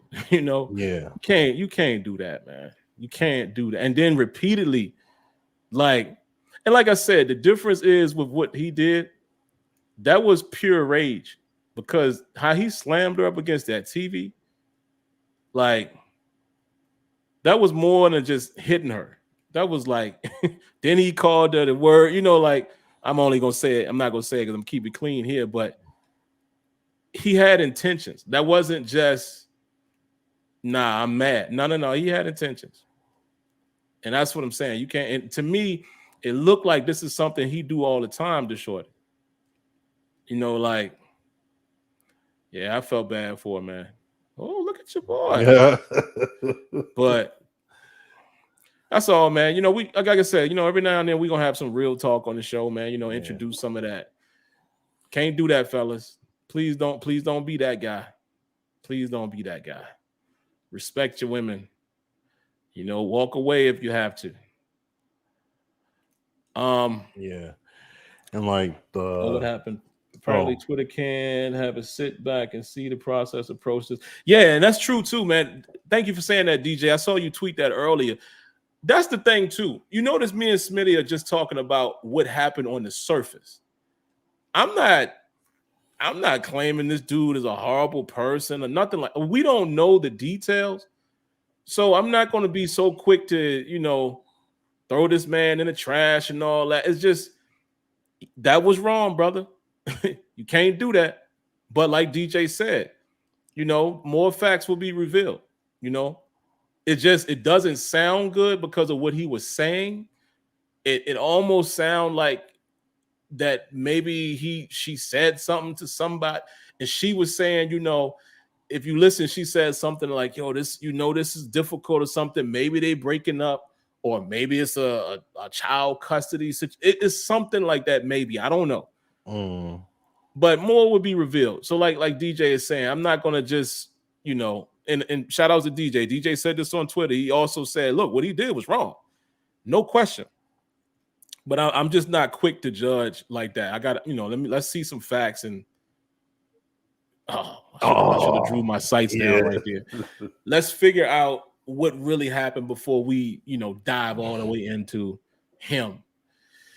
I'm just saying that on the surface, don't do that, fellas. Don't do that. Please don't do that. Please don't. Oh, super chat. Thank you, man. We appreciate that. Daron, he says, are you going to do your Steelers Madden franchise? Oh, man. I had plans on doing it, man. It's hard to do it, man. Madden. It's just hard to stay engaged with it, man. I might what I might do, Daron, if I do it, I might just hold tight and let's say it this way. If I do it, I'm gonna do it after the season. And the reason why I would do it then, if I decide to do it, so at least it gives us something else to kind of fool around with, Steeler fans and stuff, and until the season starts. But like right now, I ain't got it, man. I don't the game. Like I said, I play in one league. I still play in the Sim Standard Radio League. And that's my fix. I play that game and that's it. And it's weird. As a matter of fact, if I remember to do it, I'm gonna rip the video that I played last night that my opponent streamed and maybe chop that up and just show y'all how the game played out. I don't know how I did it, but surprisingly, I beat probably I'm just guesstimating here, at least the third best player in the league. He had a 12-3 record. He plays as the Cleveland Browns. I have never, let me explain this again. I've never beat him since we've had this league, even since Smitty was playing. I never beat him for whatever reason. I've never been able to beat this dude, partly because of some dudes know how to play Madden. Just say that. And that's not me taking anything away from him or anybody else as far as football. But what I'm saying is some people know what works in Madden. Right. So a lot of times they're good with taking advantage of that. However, I had a good game plan this time. He's leading the league, like with the kid Anthony Schwartz. He does a lot of deep bombs. So what I kind of did is I started taking it away with the safety. I started playing a lot of too high shell, controlling Edmonds. And sometimes even when I would run a cover 3, I still would play the kind of double his side and let the chips fall where they fell. And I ended up winning the game 17-0. Got a couple picks, got a fumble, and the defense was balling. And believe it or not, even though he's not on the team right now, Melvin Ingram was wreaking havoc. And Highsmith had 3 sacks in the game. And I will say this, since that patch, the pass rush definitely seems like it has returned back to what it once was when the game launched. Like I am seeing more of that because my dudes is getting home, and it don't seem like quarterbacks got a lot of time. Now again, that's the way I play. I can't speak for the tournament style and all that. I'm just talking about how we play as sim guys. So, I'm having a decent experience with that. It's not enough meat on the bone for me to just spend a lot of time with the game, man. You know what I mean? Like offline, and the time it takes for me to cut up the videos. And at one time I thought about maybe I would just do them as streams every time I play. But even that, man, my time is being spent elsewhere. Elsewhere. My time is being spent elsewhere, man, as you can see, because I'm just having a better experience overall with other games. So that was a long answer, but there's the answer. What else was I gonna say? I think that might be it, man. And we did it, Smitty. We made it 2 hours. Yeah. Oh, Halo Infinite. I played that too. That's cool. It's got your traditional Halo feel to it. I only played a couple games. Shout outs to Game Pass. Man, Game Pass, boy.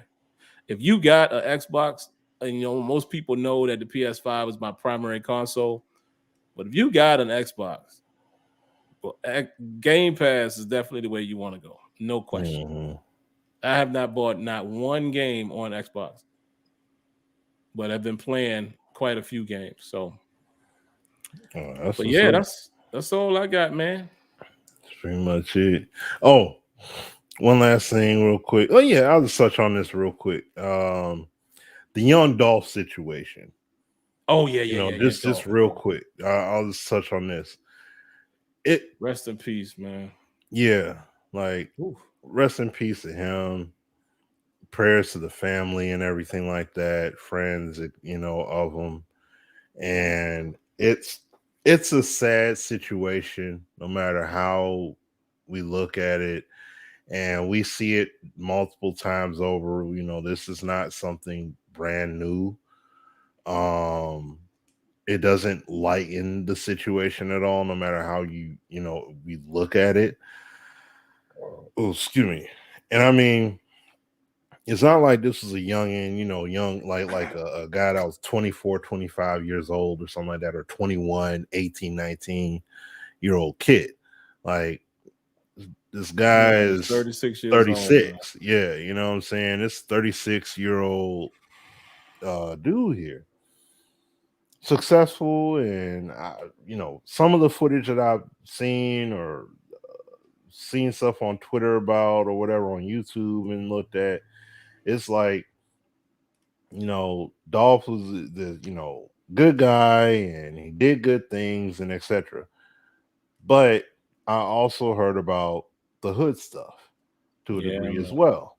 And it's like he had beefs with people, he had altercations, he had friction with some folks that were, in the hood or whatever where he was at. And he frequents there. And the thing is, it's just, and I mean, I understand he wanted to do good things in his neighborhood. He want to, empower people and all that good stuff and everything. And I mean, I listening to some videos, like people would see him, like he was everywhere in there. Like, yeah, man, like I seen him at the post office dropping off mail. Like, dude standing in line, waiting with everybody, wearing $200,000-$300,000 worth of jewelry on, just standing there in line, going to the mom and pop grocery stores and stuff like that. And it's like when you reach that level of success and notoriety, you got to move different. Like, You do. Boosie said it in his interview with Vlad. Master P said it, what I'm saying, in his, especially, well, I should say, as far as I recall, his No Limit Chronicles thing that he had done, his miniseries he did with that back then in the summer, I think. And he's like, you got to move differently. You know what I'm saying? People know exactly who you are. So you got to move a different way. You can't roll like that. You know what I'm saying? Because they all know who you are. Like P ain't, I used to watch, my wife and I used to watch growing up hip hop. We watched some of it's like a season or two of that. And we saw when Romeo was on there and he was talking about, like, I remember when I was like, a little kid and everything, and my cousin would come over the house and we had to sleep on the floor because people, trying out to get us, and they trying to do drive-bys and get us and everything like that. Or my dad told me a story when I was little and I was in the baby seat. He had me in the back seat and he had an AK in the passenger seat. It's like, dude, you know what I'm saying? Like, if that's what you doing to just to make it so you can get out or do better for yourself, why you gonna go back and hang there? You know what I mean? Like, The hood don't love you, man. it ain't gonna love you like that. Yeah, and it's and it made me think about somebody that I had went to school with, and the thing is, Come on. he was it's like when we went to college, because I went to Oakland University, and it's in a nice city, nice neighborhood, all that quiet, peaceful, etc. And he was saying, like, man, I'd be having a hard time sleeping. And I'm like, wow, what's going on? Like, is roommate loud, or is it people have their music on, or what? Like, what's happening?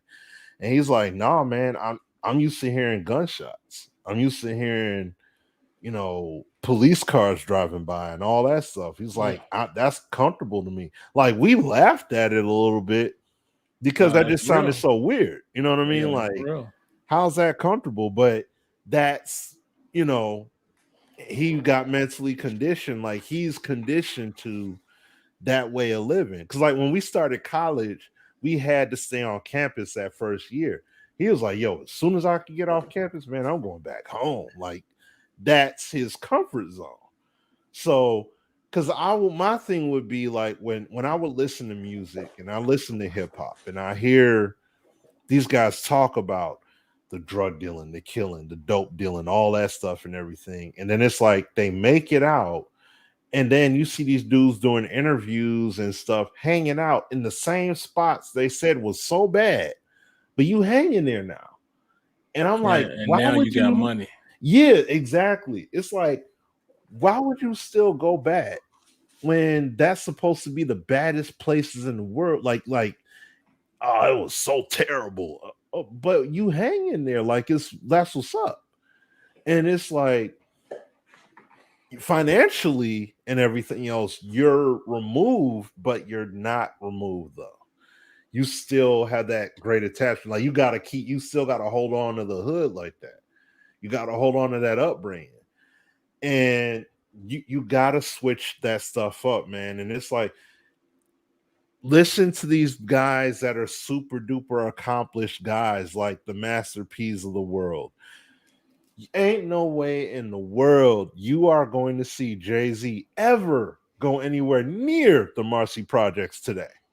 He ain't going back over there for nothing. The closest he'll go to that is Barclays Center. That's the closest he gonna go close as far as going to any hood at this point. He did take Oprah there. Oh, he did? Back in the day, though. Oh, that was back in the day. But Okay. that block was blocked off. I'm pretty sure. We only just saw them on the stoop. Oh, of course. Of course. And that's how they roll though. Like when Kobe played at Rucker Park back then, you think he ain't have that? You think he ain't had that secured? Like he had that sucker was secured. You know what I mean? When Bill Clinton went to Rucker, you know, they had that sucker all parameters like, nah, everything's good. Okay, bet. He just ain't show up by himself. Just like, all right, guys, let's hoop. Like, no. They don't roll like that. They do, and the same thing. Nipsey's another one. Same thing. It's like you gotta roll. It's a shame like with Nip though, man, because Nip he was doing so much for that community, man. Like computer and science centers right there in Compton. Like he was doing stuff that is unheard of. Yep. And it's sad, but like it's the same tale. The hood don't love you, they don't care, man. No, like all that stuff. It's and it's like a hater somewhere. Yep. And it's like when Eminem, like when he first got on, like when Hi My Name Is was his hit at the time, and that was it. He went to Detroit, he went to his old neighborhood and everything, but you know, he didn't go like we got all the armed guards and we got all the super detailed security. Like I highly doubt he was rolling like that at the time because he just got started. But when he got put on, what was it? He went back like several years later. And this is like super duper successful, made all kinds of money, everything else. He had an interview on with 60 Minutes. And you know, when they be doing the interviews, they show him walking, like he was walking through the old neighborhood, stuff like that. And Anderson Cooper was telling how things went. And he was like, no, like we had mad security. Like he had guards. They were asking us what were we doing, where we were going, all of that stuff. He was like, he made no moves until like the security knew exactly what was up. And you know, it's like, because he's going to be put in a vulnerable spot. It's like, and that's the thing. And what no hood, no hood dude or nothing like that, like for real.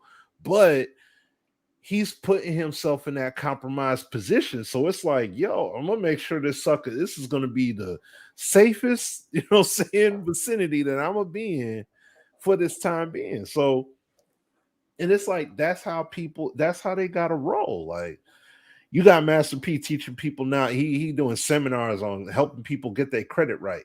He ain't about to go to the Magnolia.